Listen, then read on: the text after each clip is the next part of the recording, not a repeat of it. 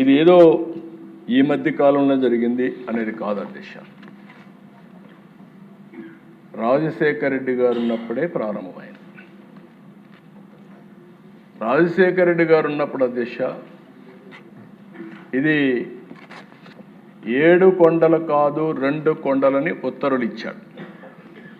ఆ ఉత్తర్వు కూడా 338 జీవో ఇచ్చారు.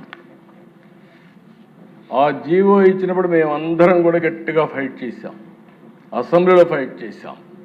కడాన్ని నేను మొక్కున్నాను, మళ్ళీ ఇది సాధించి మీ మొక్కు తీర్చుకుంటాను, నడిచి వస్తానని చెప్పి వెంకటేశ్వర స్వామి మొక్కుని ఫైట్ చేస్తే 2 సంవత్సరాల దిశ 16/2/2005 జీవో ఇష్యూ చేసింది.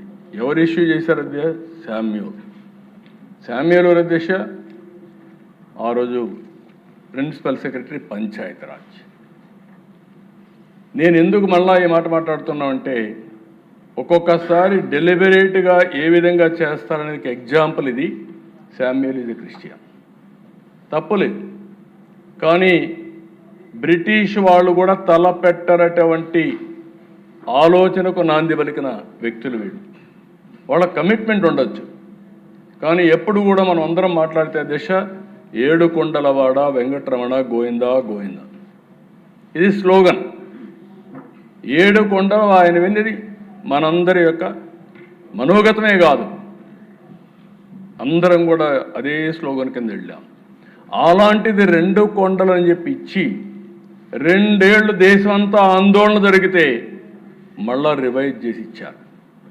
ఇప్పుడు ఆ పార్టీ మాట్లాడుతున్నారు, వాళ్ళు రివైజ్ చేసి దివ్యక్షేత్రం చేస్తే నేను అపోజ్ చేశానంట. కలలో కూడా చేయలేను అధ్యక్ష, ఇమాజిన్ చేయలేను. ఆ విషయం గుర్తుపెట్టుకోవాలి. నేను ఇదే అసెంబ్లీలో చెప్పా. మీరు అనుకుంటున్నారు వెంకటేశ్వర స్వామి శక్తి లేదని. ఎవరైనా ఆయనకు అపచారం తలపెడితే నెక్స్ట్ జన్మ కాదు, ఈ జన్మలోనే మీరు పనిష్మెంట్ తీసుకుంటారనేది నా ప్రగాఢ విశ్వాసం. అది జరుగుతుందని చెప్పి కూడా నేను మీకు తెలియజేస్తాను. అలాంటి పవర్ఫుల్ డైటీ అధ్యక్ష.